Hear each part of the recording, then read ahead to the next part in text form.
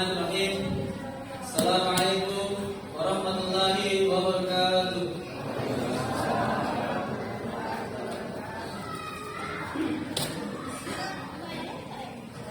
Alhamdulillah, puji syukur kita panjatkan atas kehadiran Allah Subhanahu wa taala. Karena berkat rahmat dan hidayah kita masih bisa berkumpul di masjid tercinta kita ini guna melaksanakan salat Isya secara berjamaah, dan insyaallah akan dilanjutkan dengan salat sunnah dan witir secara berjamaah. Salawat serta salam lalu kita kirimkan kepada junjungan Allah Muhammad sallallahu alaihi wasallam. Karena jalan Nabi yang mengantarkan kita dari alam kegelapan menuju alam yang terang benderang seperti sekarang ini. Baiklah, sebelum kita mendengarkan ceramah tarawih pada malam hari ini, kami dari panitia Gerak Amalia Ramadan ingin menyampaikan beberapa penyampaian. Penyampaian pertama, saldo kas sebesar Rp9.995.000. Isi kotak amal malam ke-23 sebesar Rp534.000. Adapun sumbangan pertama, keluarga almarhum Kimaki Tolak sebesar Rp250.000. Jadi jumlah penerimaan sebesar Rp784.000. Pengeluaran biaya cuci karpet sebesar Rp500.000. Biaya rutin tarwih sebesar Rp750.000. Biaya hoki sebesar Rp250.000. Jadi jumlah pengeluaran sebesar Rp1.500.000. Dan insyaallah yang akan menghidangkan buka puasa besok 24 Ramadan 1445 Hijriah. Yang pertama, Nyonya Suharti Denglese SK. 2, Nyonya Sulaiman Den Tutup. 3, Nyonya Sulham Said. 4, Nyonya Sahir Den Tulek. 5, Nyonya Syaiful Den Tirok. 6, Nyonya Saifuddin Den Mane. 7, Nyonya Fitra Den Muda. 8, Nyonya Haryanto Den Tapa. 9, Nyonya Haryani Den Roku. 10, Nyonya Hamzah Den Sirubang. 11, Nyonya Hamzah Den Romo. 12, Nyonya Haris Den Badung. 13, Nyonya Hasim Den Tatang. 14, Ibu Suryati Den TM. 15, yang terakhir, Nyonya Ahmad Den Leo. Dan kami berterima kasih kepada para jemaah yang menghilangkan buka puasa sore tadi. Semoga apa yang para jemaah hilangkan bernilai pahala di sisi Allah Subhanahu wa taala. Amin. Baiklah, marilah kita bersama-sama mendengarkan ceramah tarawih yang akan dibawakan oleh Bapak Al-Ustaz Ardiansyah MSI, Imam Al-Ustaz Ahmad Rifat. Padanya dipersilakan. Assalamualaikum warahmatullahi wabarakatuh.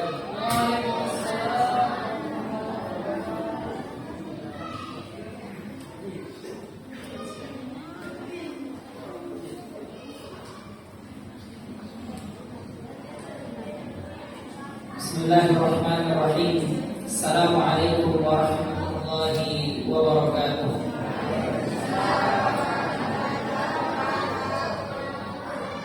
Alhamdulillahilladzi ja'ala syahr Ramadan syahrul karamah wa farada 'ala al-muslimina bisiyamah. Salatu wassalamu ala man sanna lahum qiyamah. Habibina wa maulana rasulil hidayah war rahmah wa ala alihi wa sahbihi wa mawalah wa amma ba'da. Hadirin hadirat, Bapak-bapak, ibu-ibu, para tokoh-tokoh masyarakat asatidz, para orang tua kami. Insyaallah semuanya kita yang hadir pada malam hari ini semuanya adalah hamba-hamba yang dirahmati, dimuliakan oleh Allah Subhanahu wa taala. Alhamdulillah Bapak Ibu sekalian, barusan kita melaksanakan salah satu kewajiban kita sebagai umat Islam, salat Isya yang kita tegakkan secara berjamaah. Lalu kemudian di mukadimah kita memuji dan memuji Allah, dan kita pun bersalawat kepada Nabi kita Nabiullah Muhammad sallallahu alaihi wasallam. Maka pada kesempatan yang berbahagia kali ini, sebelum kita lanjut kepada salat tarawih secara berjamaah, kita pun duduk sejenak sembari kita juga mengamalkan salah satu firman Allah Subhanahu wa taala, wa tawasau bil haqqi wa tawasau bis sabr. Saling berpesan-pesanlah kita dalam hal kebaikan kata Allah, dan saling berpesan-pesanlah kita dalam hal kesabaran. Wa zakkir fa inna dzikra tanfa'ul mu'minin. Saling memberikanlah kita peringatan, karena apapun peringatan itu pasti ada manfaatnya bagi mereka-mereka yang beriman. Sering kami sampaikan jemaah sekalian, di antara keutamaan keistimewaan daripada bulan suci Ramadan, bulan ini disebut pula sebagai syahrul tarbiyah, bulan pendidikan, khususnya di negeri kita. Kenapa bulan Ramadan disebut sebagai bulan pendidikan? Karena hanya pada bulan inilah kita akan banyak mendengarkan nasihat-nasihat agama, ceramah-ceramah agama. Setelah sholat Isya, kita duduk mendengarkan apa yang kita istilahkan sebagai ceramah tarawih. Setelah sholat subuh, mungkin ada yang mengisi kuliah untuk subuh. Bapak Ibu di rumah, menonton televisi, mendengarkan radio, membuka HP, aneka macam sosial media. Maka kita akan dapati para asatidz, para ulama kita menyampaikan tausiah ceramah-ceramah agama. Apa balasan bagi orang-orang yang senantiasa duduk khusyuk mendengarkan ceramah agama seperti ini? Maka banyak keutamaan yang ditawarkan oleh Nabi sallallahu alaihi wasallam. Di antaranya di dalam sebuah hadis Nabi menjelaskan, innal malaikata yaqadu ajnihataha liqalibil ilmi ridwan bima yatlub. Sesungguhnya malaikat-malaikat Allah itu, kata Nabi, mereka turun ke muka bumi. Mereka mencari majelis-majelis ilmu. Mereka mencari perkumpulan-perkumpulan seperti ini. Di dalamnya dikaji ayat-ayat Allah, dipelajari agama Allah Subhanahu wa taala. Apa yang dilakukan oleh para malaikat? Tadau ajnihataha.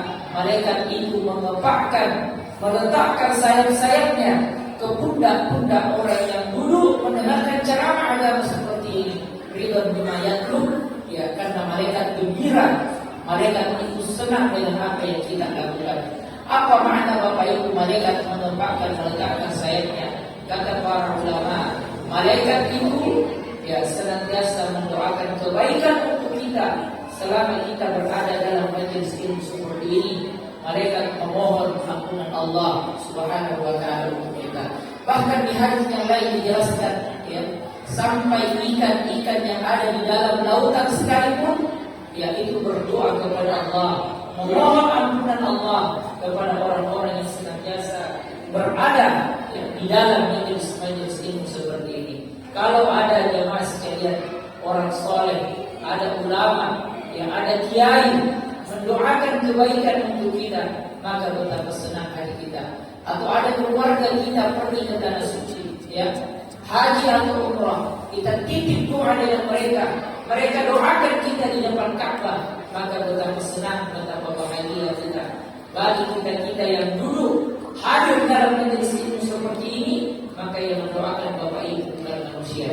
Yang mendoakan kita adalah malaikat-malaikat Allah, makhluk Allah yang senantiasa patuh dan taat kepada perintah Allah. Maka tentu sulit bagi Allah untuk tidak mengijabah, untuk tidak mengabulkan doa para malaikat tersebut. InsyaAllah apa yang kita lakukan tidak terasa sampailah kita pada malam ke-24 Ramadan ini. Semoga kita bisa istiqomah hingga di penghujung daripada bulan suci Ramadan. Bahkan keluar kita dari Ramadan, kita jaga semangat kita dalam bermajelis ilmu seperti ini, sehingga banyak keutamaan, banyak keistimewaan yang kita dapatkan.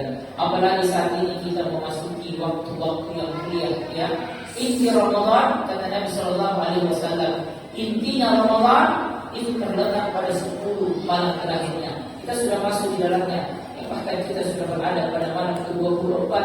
Nabi itu, ya, kata istrinya Aisyah radhiyallahu anha, ketika masuk 10 malam terakhir Ramadan, ya, Nabi mengencangkan ikat pinggangnya, mengencangkan sarungnya.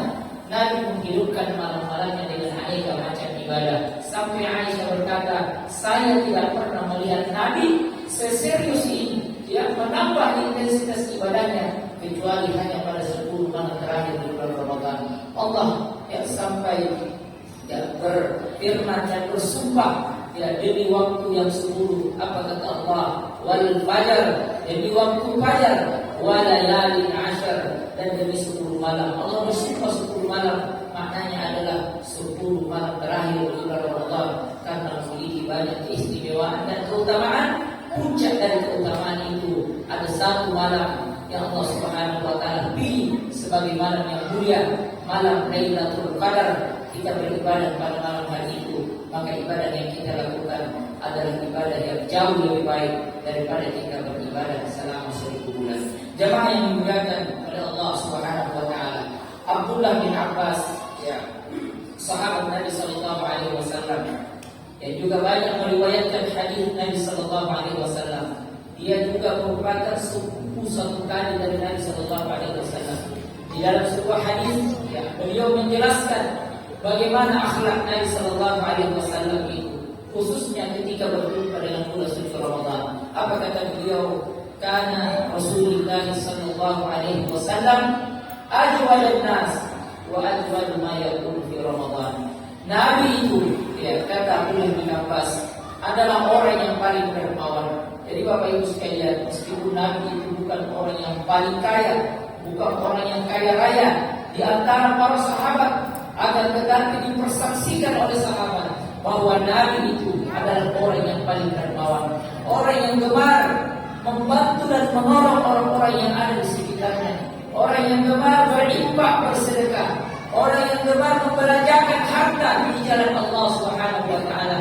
Dan ketika masuk Ramadan, apa kata sahabat? Wa ajwadu ma yakunu fi Ramadan. Dan ketika datang Ramadan, maka kedermawanan Nabi itu semakin meningkat, yang semakin bertambah ketika berjumpa dengan hari-hari, dengan malam-malam di dalam bulan suci Ramadan. Jadi di antara amalan Bapak Ibu sekalian yang ditingkatkan oleh Nabi ketika berada pada hari-hari Ramadan, pada malam-malam Ramadan, selain berpuasa pada bulan Ramadan, qiyamul lail pada malam harinya, memperbanyak membaca Al-Quran, maka yang berikutnya adalah Nabi itu memperbanyak infak sedekah, memperbanyak belanjakan harta, membantu orang-orang yang ada di sekitarnya. Makanya Nabi Sallallahu Alaihi Wasallam sampaikan, sebaik-baik infak, sebaik-baik sedekah itu adalah sedekah yang kita keluarkan, ya, di dalam bulan suci Ramadan. Makanya kalau kita jemaah sekalian, ya, berkunjung ke kota suci Makkah dan Madinah, ya, mungkin di antara kita ada yang pernah umrah, ya, di dalam bulan suci Ramadan. Di situ kita akan melihat bagaimana penduduk-penduduk Arab Saudi itu, ya, seolah-olah mereka bekerja selama 11 bulan lamanya, dan ketika datang Ramadan, maka mereka gunakan momentum Ramadan untuk infak, untuk sedekah, untuk wakaf, untuk beri makan orang-orang yang berpuasa. Sampai-sampai itu, ya, kata sahabat kami yang sekolah di sana, untuk memasukkan, ya, hidangan buka puasa di Masjid Nabawi, di Masjidil Haram itu, kita harus menunggu sampai 7 tahun baru kita dapat giliran untuk bawa hidangan buka puasa ke masjid-masjid yang ada di kota Makkah dan kota Madinah.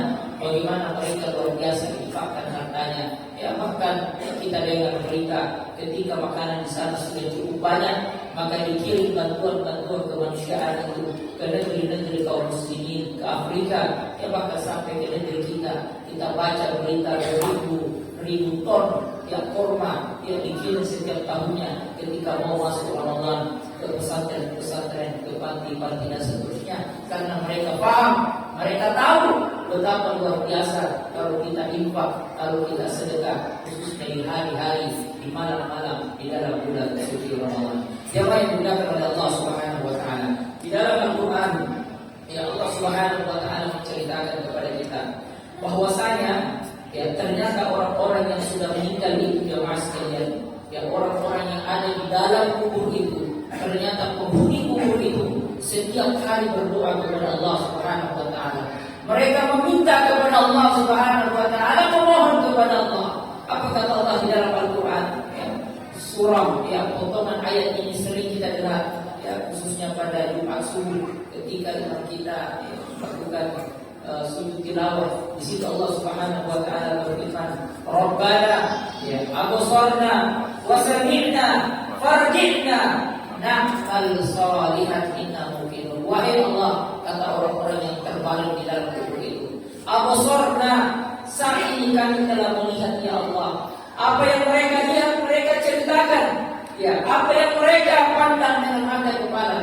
Mereka telah melihat orang-orang yang ada di kubur itu mendapatkan siksaan-siksaan kubur. Wasami'na, kami pun telah mendengarkan dengan telinga kami apa yang mereka dengarkan, mereka adukan kepada Allah.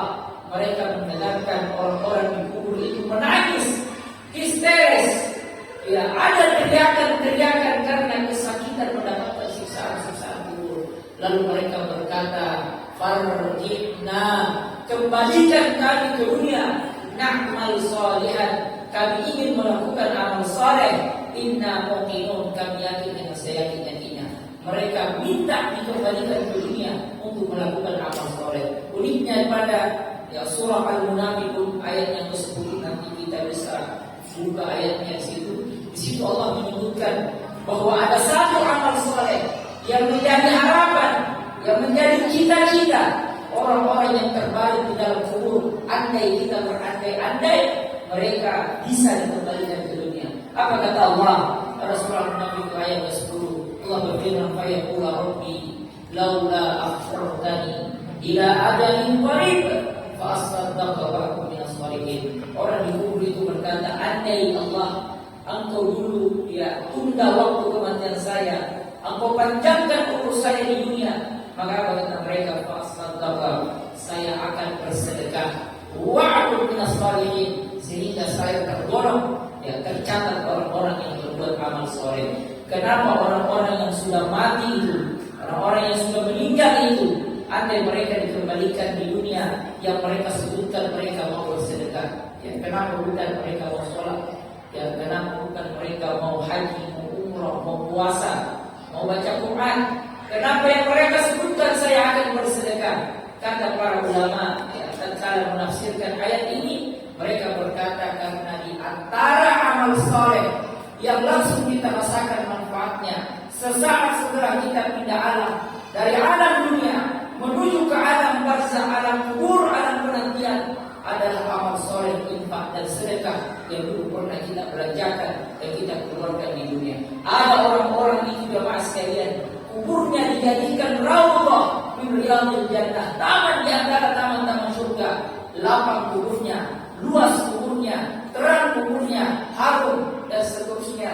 Intinya taman di antara taman-taman surga hanya karena gara-gara pahala infak sedekah dan dulu orang itu keluarkan belanjakan di dunia. Ada di antara orang-orang tidak jadi mendapatkan siksaan kubur hanya karena gara-gara pahala infak sedekah dan dulu mereka pernah keluarkan yang belanjakan di dunia. Ayat ini pula ya dijadikan dalil dasar oleh para ulama kita bahwa boleh bagi kita infak sedekah atas nama orang tua kita yang sudah meninggal dunia, atas nama keluarga, kerabat, saudara-saudara kita yang sudah ada di dalam kubur saat ini. Karena ternyata orang-orang di kubur itu setiap hari dia berdoa kepada Allah agar dikembalikan ke dunia dan mereka mau berinfak bersedekah. Karena mustahil bagi Allah hidupkan mereka, mustahil mereka bisa ke dunia untuk infak sedekah. Maka kita yang masih hidup inilah merealisasikan harapan-harapan mereka.